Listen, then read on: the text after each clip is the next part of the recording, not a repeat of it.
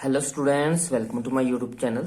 हम class 8th science के pole star में से सैंपल पेपर सॉल्व कर रहे हैं। तो पहले 3 सैंपल पेपर हम सॉल्व कर चुके हैं। आज हम सैंपल पेपर नंबर 4 सॉल्व करने जा रहे हैं। तो शुरू करते हैं। पार्ट ए का फर्स्ट क्वेश्चन है हमारे पास, what are the products of coal. हमें बोला है कि कोल्स के क्या क्या प्रोडक्ट्स होते हैं जब हम कोयले को हीट करते हैं, कोयले को गर्म करते हैं इन the absence of air. Means की एयर की प्रेजेंस के बिना, एयर के बिना जब हम उसको गर्म करते हैं तो कोयला जो है वो काफी सारी चीजें देता है, जैसे कि कोल गैस हो गया, कोल तार हो गया, कोक हो गया। ये सारी चीजें जो है वो कोल को हीट करने से मिलती है हमें। तो ये सारे कोल्स के प्रोडक्ट है। तो इसका डिटेल आंसर देख लेते हैं एक बार हम। Coal on heating in the absence of air gives the coal gas, coal tar and Coke. जब हम कोयले को हवा की एब्सेंस में, मीन्स की हवा के बिना जब जलाते हैं, हीट करते हैं, गर्म करते हैं, तो उससे हमें कोल गैस मिलती है, कोल तार मिलती है और कोक मिलती है। Coal gas is a very good fuel. जो कोल गैस है वो एक अच्छा फ्यूल है। कोल तार gives important chemicals such as the benzene, toluene, naphthalene and anthracene। और जो कोल तार है वो जो है वो काफी सारे केमिकल्स को बनाने में हेल्प करते हैं, जैसे कि बेंजीन, टोलीन, नेफ्थलीन, एंथ्रासिन एक्सेट्रा। इसके अलावा कोक, हमें पता ही है कि कोक जो होती है वो प्योर फॉर्म ऑफ कार्बन होती है, उसको भी हम एज अ फ्यूल भी यूज करते हैं। तो नेक्स्ट क्वेश्चन देखते हैं। नेक्स्ट क्वेश्चन है हमारे पास question number 2। Your parents are going to buy a house. They have been offered one on the roadside and other 3 lanes away from the roadside. Which house would you suggest your parents should buy? Explain your answer. Question में बोला कि आपके parents जो है वो एक घर खरीद रहे हैं। उनको 2 घर जो है वो ऑफर हुए हैं। एक घर जो है वो रोड साइड पे है, मीन्स की सड़क के किनारे पे है, और दूसरा घर जो है वो सड़क से 3 गलियां छोड़ के है। तो पूछ रहे हैं कि आप अपने पेरेंट्स को कौन सा घर लेने के लिए सजेस्ट करोगे और उसका रीजन क्या है। तो हम अपने पेरेंट्स को वो वाला घर लेने के लिए सजेस्ट करेंगे जो कि सड़क से दूर होगा। मीन्स कि हम वो वाला घर लेंगे जो कि 3 lens away from the road side है। जो सड़क से दूर होगा उसी को हम लेना चाहेंगे, वो लेना हमारे लिए अच्छा होगा। उसका कारण क्या है, अगर हम रोड साइड वाला घर लेंगे, सड़क के किनारे वाला घर लेंगे, तो सड़क पे सारा दिन जो है वो गाड़ियां चलती रहेंगी, जिसके कारण वहां का शोर होगा, गाड़ियों के हॉर्नों का शोर हो गया, जिसके कारण वहां पे नॉइस पोल्यूशन जो ज्यादा होगा। इसके अलावा वहां पे एयर पोल्यूशन भी ज्यादा होगा, क्योंकि गाड़ियों का धुआं निकलता रहेगा। तो रोड साइड पे घर लेने का इफेक्ट है कि वहां पे नॉइस पोल्यूशन ज्यादा होगा, वहां पे एयर पोल्यूशन ज्यादा होगा, एज कम्पेयर टू जब हम सड़क से दूर चले जाएंगे तो वहां पे ये सारी चीजें जो होंगी वो कम होंगी। तो इसका एक डिटेल्ड आंसर दे। तो इसका आंसर है, parents should buy a house 3 lens away from the road side because road side house has the many disadvantage. तो हम चाहेंगे कि हमारे पेरेंट्स जो है वो सड़क से दूर वाला घर ले, क्योंकि सड़क के किनारे घर लेने के कुछ नुकसान है, जैसे कि lot of noise due to the passing vehicle. सारा दिन गाड़ियां पास होती रहेंगी जिसकी नॉइस काफी ज्यादा होगी। Smoke and dust produce by the running vehicles, जो गाड़ियां चलेंगी उसका धुआं और जो डस्ट पार्टिकल होगी, मिट्टी धूल होगी, वो भी होगी। Sound of the loud horns of the vehicles at the time of the traffic jam. जब वहां पे ट्रैफिक जाम लगेगा तो गाड़ियों के हॉर्न्स की आवाज भी जो होगी वो जो काफी डिस्टर्ब करेगी। तो ये सब रीजंस है, ये सब डिसएडवांटेज है सड़क के किनारे घर लेने की। इसीलिए हम चाहेंगे कि हमारे पेरेंट्स जो है वो सड़क से दूर घर ले। नेक्स्ट क्वेश्चन है हमारे पास, a child staying in a coastal region test the drinking water and also the sea water with his tester. He find that the compass needle deflect more in case of sea water. Can you explain the reason? Question में बोला है कि एक बच्चा है जो कि समुद्र के किनारे रहता है, समुद्र तटीय इलाकों में रहता है। तो वो क्या करता है, वहां के पीने वाला पानी और समुद्र के पानी पे जो है वो टेस्टर से एक्सपेरिमेंट करता है और देखता है कि जब वो समुद्र का पानी लेता है तो उस टाइम जो कंपास, टेस्टर की कंपास होगी, कंपास की जो सुई होगी वो ज्यादा डिफ्लेक्ट करती है। इसका कारण क्या होगा, इसका कारण ये है कि जो सी वाटर होता है, जो समुद्र का पानी होगा, वो ज्यादा अच्छा कंडक्टर होगा इलेक्ट्रिसिटी का, क्योंकि उसमें सोल्ट प्रेजेंट होता है। और हमें पता है कि किसी भी चीज में अगर सोल्ट प्रेजेंट हो तो वो इलेक्ट्रिसिटी का अच्छा कंडक्टर होता है। फिर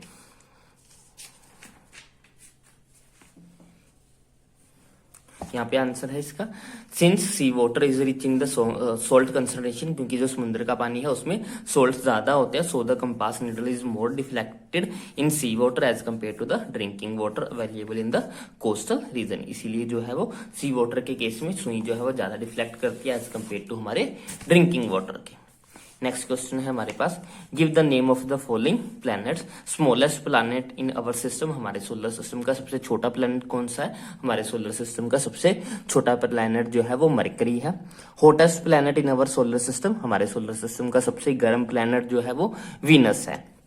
सबसे छोटा मरकरी और सबसे गर्म जो है वो हमारा वीनस है।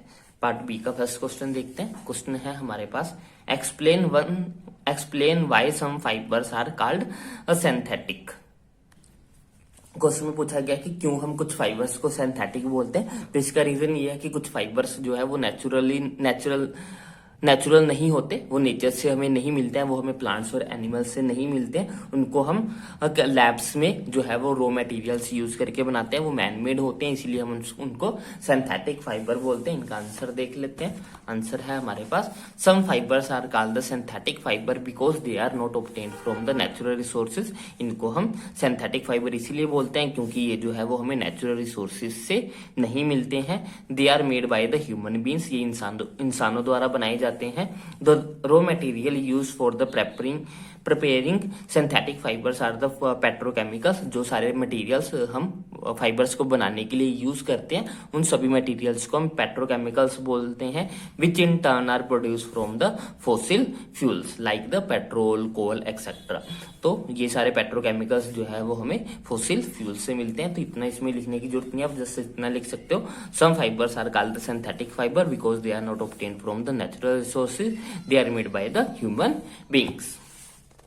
नेक्स्ट क्वेश्चन है हमारे पास, हमें differentiate between the noise and the music. हमें शोर और म्यूजियम संगीत के अंदर जो है वो डिफरेंस बताना है। नॉइस और म्यूजिक के अंदर डिफरेंस क्या है?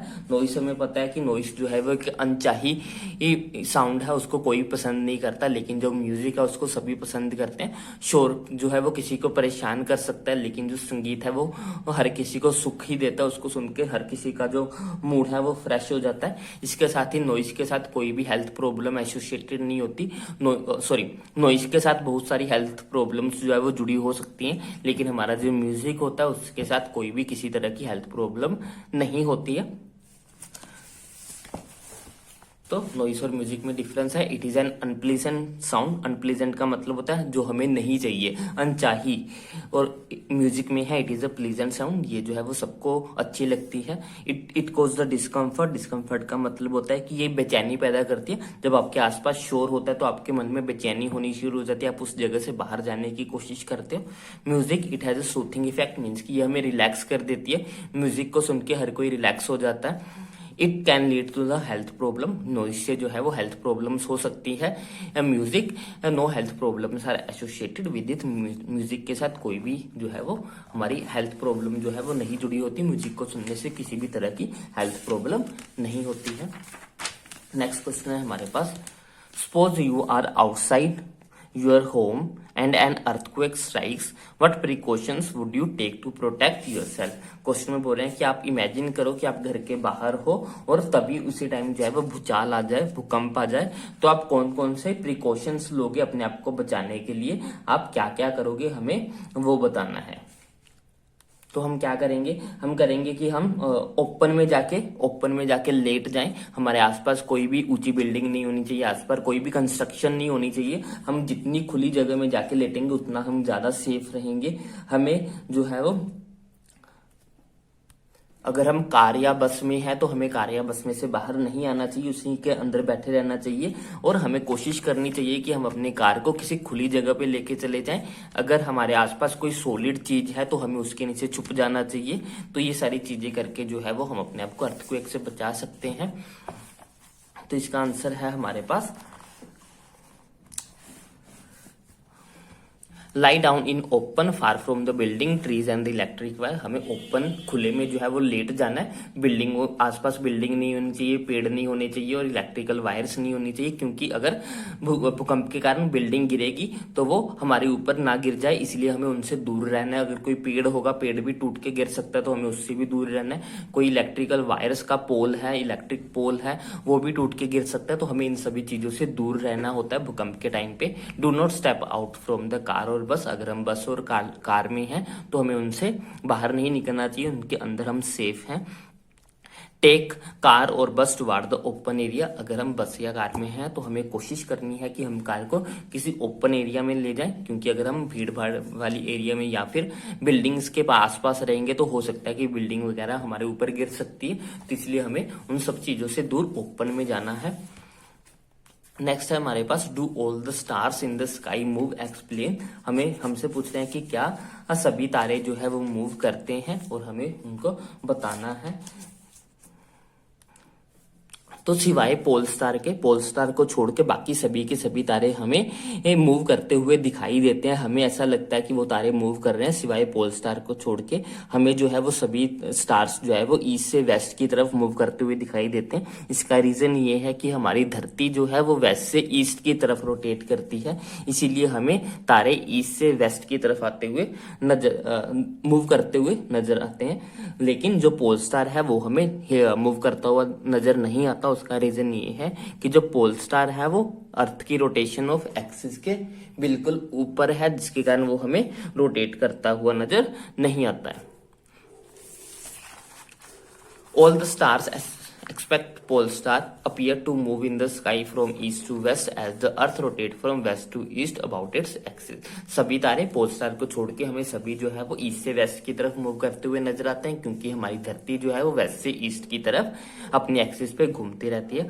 पोल स्टार जो है वो धरती की एक्सिस पे है। Pole star is situated in the direction of the axis of the earth, so it appears to be stationary, इसलिए वो हमें मूव करता हुआ नजर नहीं आता। पोल स्टार कहाँ पे, मान लो कि ये हमारी धरती है और ये इस एक्सिस पे घूमती रहती है, तो जो पोल स्टार है वो यहाँ पे प्रेजेंट है, जिसके कारण वो हमें घूमता हुआ नजर नहीं आता। जैसे कि अगर आप अम्ब्रेला लो, एक छतरी लो खोल के, उसे खोल के आप घुमाना शुरू करो तो उसका जो बीच वाला सेंटर वाला पार्ट है वो आपको घूमता हुआ नजर नहीं आएगा, क्योंकि वो डंडे के ऊपर ही होता है, इसलिए वो हमें घूमता हुआ नजर नहीं आता। सेम हमारा पोल स्टार भी उसी डंडे के ऊपर है जिस डंडे पे हमारी धरती घूम रही है।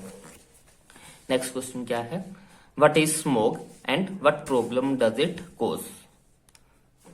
तो a thick fog like layer in the atmosphere especially winter is called the fog। एक धुंध लाइक स्ट्रक्चर, सर्दियों के दिनों में जो धुंध पड़ जाती है, तो मोटी धुंध पड़ जाती है, गहरी धुंध जो पड़ जाती है, तो उसको हम बोलते हैं कि वो स्मोक है। It is made up of smoke and fog oxidise of nitrogen combine with the other air pollutant and fog contributing to the formation of the smoke. ये बनती कैसे है, जब धुआं और जो ऑक्सीजन नाइट्रोजन के ऑक्साइड्स होते हैं वो आपस में मिल जाते हैं, और उसके अलावा हवा में जो पोल्यूटेंट्स प्रेजेंट होते हैं वो सभी आपस में मिलके जो है वो स्मोक की फॉर्मेशन करते हैं। It causes breathing difficulties such as asthma, cough and wheezing in the childrens. इसके कारण जो है वो ब्रीथिंग से रिलेटेड बीमारियां होनी शुरू हो जाती है, जैसे कि अस्थमा, खांसी, ये सारी जो है वो स्मोक के कारण प्रॉब्लम्स जो है वो सामने आनी शुरू हो जाती है।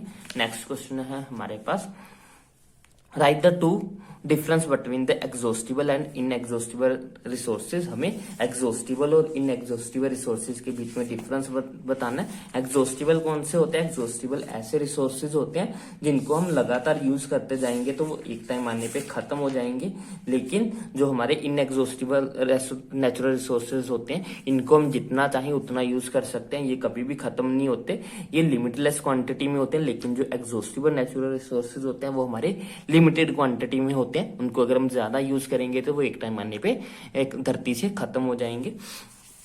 तो डिफरेंस इनके देख लेते हैं। Exhaustible limited quantity in nature, ये जो है वो नेचर में लिमिटेड अमाउंट में प्रेजेंट है। इनएग्जॉस्टिबल जो है वो लिमिटलेस है, और unlimited quantity in the nature. Get exhausted on the consumption, अगर हम इनको लगातार यूज करते रहेंगे तो एक टाइम आने पे ये पूरी तरह से खत्म हो जाएंगे। एग्जॉस्टेड का मतलब होता है खत्म हो जाना। Can not exhausted on the consumption, ये कभी भी जो है कंजम्पशन, ये कभी भी खत्म नहीं होंगे, इनको हम जितना चाहें उतना यूज कर सकते हैं, ये कभी भी खत्म नहीं होंगे, ये वापिस आ जाते हैं। एग्जाम्पल है एग्जॉस्टिबल में हमारे पास फॉरेस्ट और वाइल्ड लाइफ, अगर हम जंगलों को लगातार काटते रहेंगे तो जंगल जो है वो एक टाइम आने पे खत्म हो जाएंगे। इनएग्जॉस्टिबल में हमारे पास है एयर, सन एनर्जी, हवा को हम जितना चाहे यूज कर सकते हैं, सूरज की रोशनी को हम जितना चाहे यूज कर सकते हैं, ये कभी भी खत्म नहीं होते हैं। नेक्स्ट क्वेश्चन है हमारे पास, व्हाट इज कोल तार, व्हाट आर इट्स यूजेस।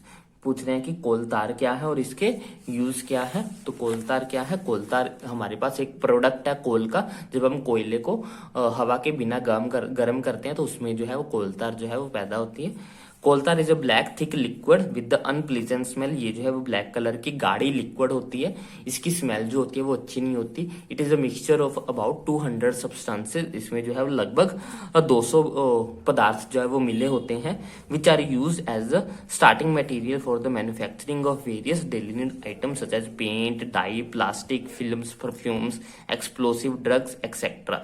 तो जो कोल तार है उसको हम काफी सारी चीजों को बनाने के लिए इस्तेमाल करते हैं, जैसे कि हमारे पेंट हो गए, डाई हो गए, प्लास्टिक्स हो गए, एक्सप्लोसिव हो गए, ड्रग्स हो गई, ये काफी सारी चीजें को बनाने के लिए हम जो है वो कोल तार को यूज करते हैं। कोल तार is also use for the road surfacing, इसके अलावा हम कोल तार को जो है वो रोड सर्फेसिंग करने में भी यूज करते हैं, जैसे कि जब लुक पड़ जाती है तो उसके ऊपर एक काले कलर का पानी सा डाल देते हैं जिससे वो चमकना शुरू हो जाता है, उसी को हम रोड सर्फेसिंग बोलते हैं। इसमें हम कोल तार या फिर बिटुमन को भी यूज करते हैं। नेक्स्ट है हमारे पास डिफाइन एडोलेसेंस, बताना है कि एडोलेसेंस क्या होता है। एडोलेसेंस क्या है, एडोलेसेंस एक टाइम पीरियड है हमारी एज का जिसमें हमारी बॉडीज में चेंजेस होने शुरू होते हैं, उस टाइम पीरियड को हम एडोलेसेंस बोलते हैं। The time period of life when the body undergo changes leading to reproductive maturity is called the adolescence. Adolescence हमारी लाइफ का ऐसा टाइम पीरियड है जिसके अंदर हमारी बॉडी में चेंजेस होते हैं और हमारी बॉडी जो है वो रिप्रोड्यूस करने के लिए मैच्योर हो जाती है, मीन्स की रिप्रोड्यूस करने के कैपेबल हो जाती है, उसके बाद हम रिप्रोड्यूस कर सकते हैं। adolescence being around the age of 11th and last up to the 18 or the 19 years of the age. adolescence जो है वो लगभग 11 साल की एज में शुरू हो जाती है और 18-19 साल की उम्र तक जो है वो चलती रहती है। The adolescents are also called the teenagers, और जो बच्चे एडोलेसेंस की एज में होते हैं उन बच्चों को हम टीनेजर के नाम से जानते हैं। एडोलेसेंस इन द गर्ल्स में बिगन अ ईयर और 2 years earlier than in the boys. जो लड़कियां होती हैं लड़कियों में जो है वो एडोलेसेंस 1-2 साल पहले शुरू हो जाता है एज कम्पेयर टू लड़कों में ये थोड़ा देरी से शुरू होता है, लेकिन लड़कियों में ये 1-2 साल पहले ही शुरू हो जाता है। As the period of adolescence varies from the person to person, इसीलिए हम ये कह सकते हैं कि हर पर्सन के लिए जो है वो एडोलेसेंस का टाइम पीरियड अलग अलग होता है, जरूरी नहीं है कि सबका एक जैसा हो, किसी को जल्दी आ जाता है, किसी को ये लेट भी आता है। नेक्स्ट है हमारे पास write note about on Adam's apple, हमें एडम्स एप्पल के ऊपर जो है वो नोट बताना है। तो एडम्स एप्पल जो होता है वो हमारे गले का एक प्रोट्रूडिंग पार्ट होता है, जो कि हमारे बॉडी में गले में से जो है वो उभरा हुआ पार्ट होता है, उसको हम एडम्स एप्पल बोलते हैं। ये हमारे वॉइस बॉक्स की तरह होता है और बॉयज में ये ज्यादा विजिबल होता है as compare to girls. Adam's apple क्या है, at puberty boys developed a larger voice box और द लार्नर्स, पबर्टी के एज के अंदर लड़कों में जो है वो वॉइस बॉक्स जो है वो डेवलप होना शुरू हो जाता है। This box in boys is seen as the protruding part of the throat is called the Adam's apple. ये जो बॉक्स है लड़कों में उभरा हुआ जो है उनके गले में से नजर आना शुरू हो जाता है, इसी को हम एडम एप्पल के नाम से जानते हैं। नेक्स्ट क्या है, is water a good conductor, what happens when the common salt is added to the water। पूछ रहे हैं कि क्या पानी इलेक्ट्रिसिटी का अच्छा कंडक्टर है, तो water is not a good conductor of electricity, but जब हम उसमें सोल्ट को मिलाते हैं, कॉमन सोल्ट को मिलाते हैं, तो पानी जो है वो इलेक्ट्रिसिटी को कंडक्ट करना शुरू कर देगा। नेक्स्ट है हमारे पास give brief account on the LED भी का अकाउंट लिखना है। ये क्वेश्चन हमारे सिलेबस में ही नहीं है, ऐसा क्वेश्चन नहीं आएगा आपको क्योंकि एलईडी हमारे सिलेबस में नहीं है। तो इसी के साथ हमारा सैम्पल पेपर कंप्लीट होता है। आई होप आपको ये अच्छे समझ में आया होगा। अगर आपको कोई भी डाउट हो तो आप कमेंट सेक्शन में लिख सकते हो। अगर आपको वीडियोस पसंद आई हो तो इसे लाइक करें, शेयर करें और चैनल को सब्सक्राइब करें। Thanks for watching, bye bye, take care.